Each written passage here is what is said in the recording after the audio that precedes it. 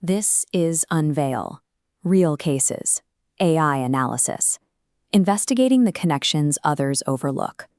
Are you seeing what we are seeing? Every investigation needs more investigators. Join the Unveil investigation team and help us uncover what the record is trying to hide. Welcome to Unveil. When a high-value target is blown, they usually disappear into a black site or flee the country. They do not do this. Here is former Iranian President Mahmoud Ahmadinejad sitting casually among the regime's absolute inner circle, surrounded by the president, chief justice, and parliament speaker. Just days before this appearance, a New York Times report dropped a bombshell, citing 4 independent Iranian security sources. The claim was massive. Israel's Mossad had successfully recruited him. If the most aggressive intelligence agency on Earth compromised a former head of state, how is he still standing shoulder to shoulder with the people who would execute him for treason? This image captures his office's immediate response: cool, composed public defiance. His team swiftly branded the entire New York Times report as a complete fabrication. Meanwhile, Iran's sprawling state media apparatus went entirely silent. Not a single broadcast acknowledged the allegations. In a paranoid security state, an official denial is exactly what a guilty actor would issue. Intelligence analysts call this a hostile prior. You cannot trust the word of a system that survives on institutional deception. The regime's coordinated silence doesn't clear his name. It suggests they are frantically managing a crisis behind closed doors. To find out what they're hiding, we have to trace the intelligence trail backward. The timeline starts in 2023. Ahmadinejad travels to Central America to attend what appears to be a standard environmental conference in Guatemala. Look at this map detailing diplomatic ties. Unlike most of its neighbors, Guatemala maintains an exceptionally strong relationship with Israel, making it a highly secure logistical hub for their operatives. According to the leak, this event was the first undisclosed point of contact. Israeli agents used the summit as an initial probing maneuver to test if the former Iranian president was open to a conversation. Routine multilateral summits are perfect camouflage. They provide a legitimate reason for targets to travel, allowing shadow operations to happen right out in the open. By 2024, the operation moves to Europe. This image shows the Hungarian Parliament building in Budapest, the host city for another climate conference Ahmadinejad was scheduled to attend.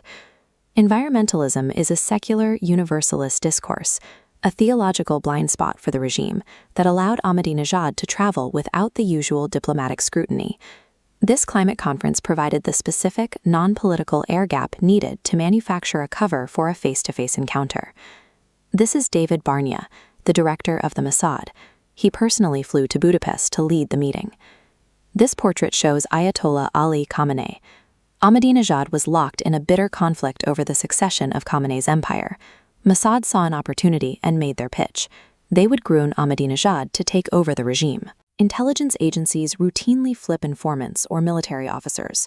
Systematically cultivating a rival sovereign to take over a hostile nation requires a staggering level of ambition.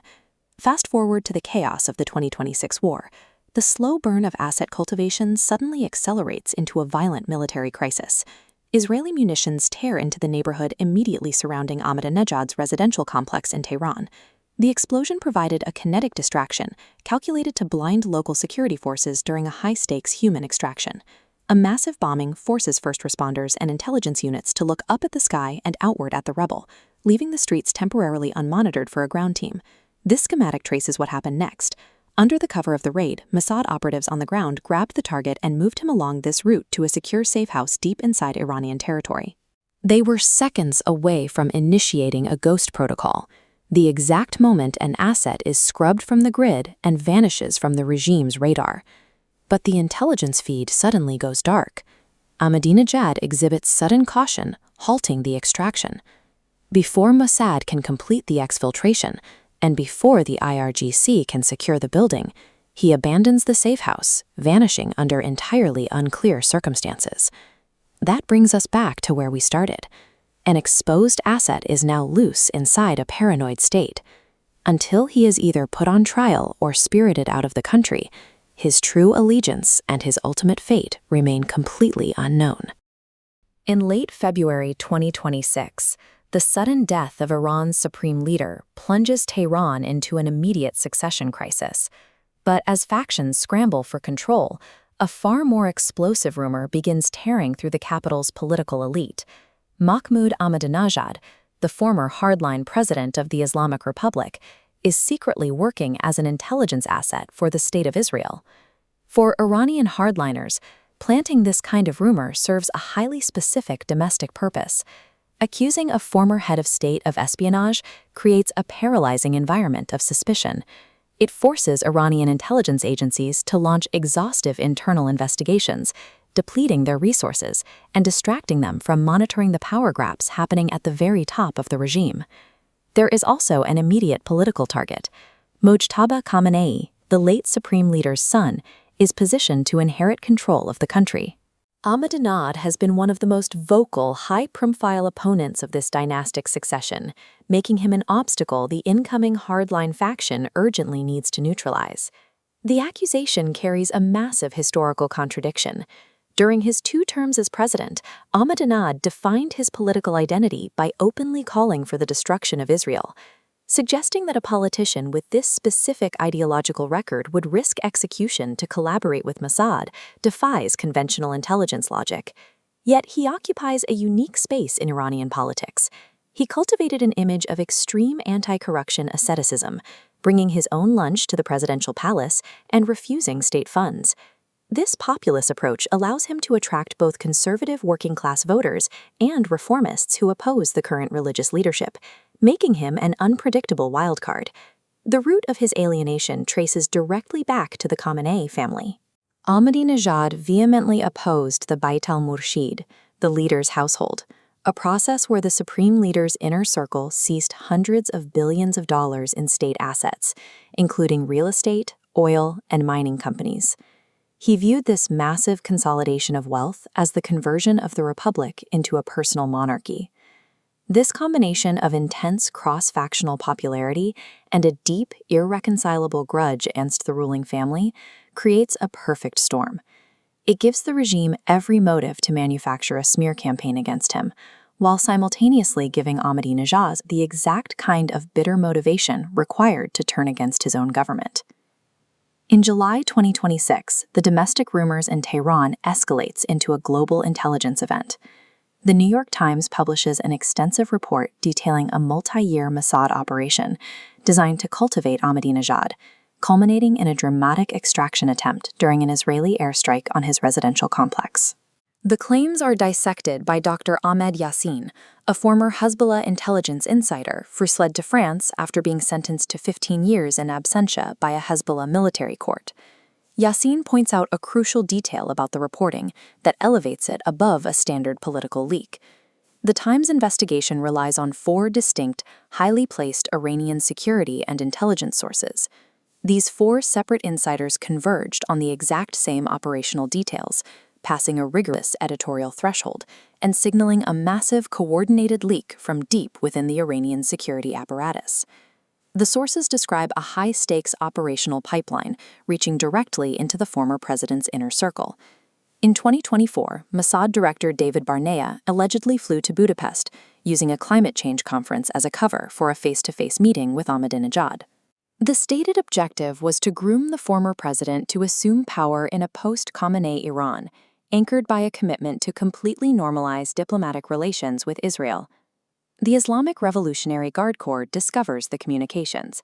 The response is immediate and severe, bypassing standard political protocols and initiating a direct physical crackdown on the former president. Ahmadinejad is detained and placed under strict house arrest. He is moved into an isolated intelligence detention wing controlled entirely by the IRGC, cutting him off from his political base and effectively erasing him from the public succession battle.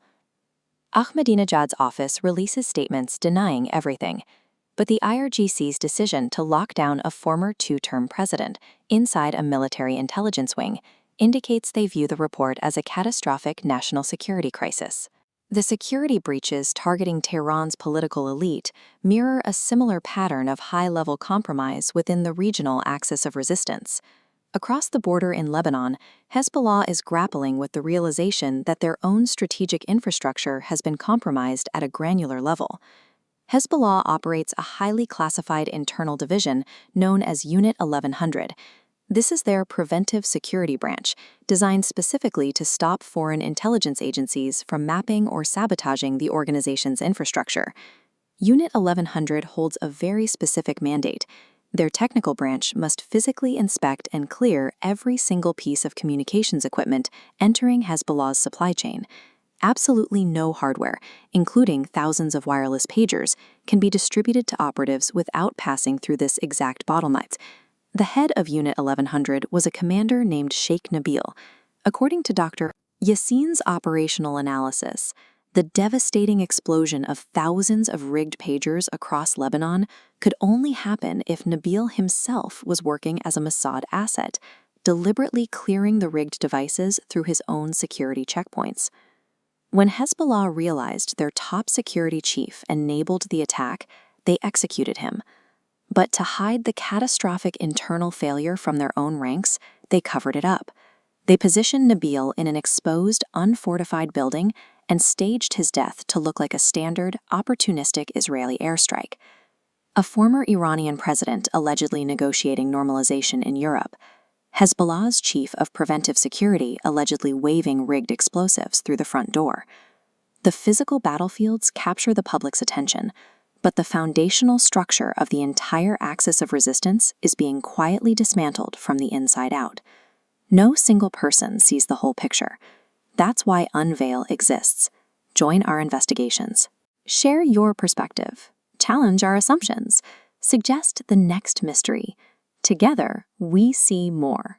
We unveil so you see.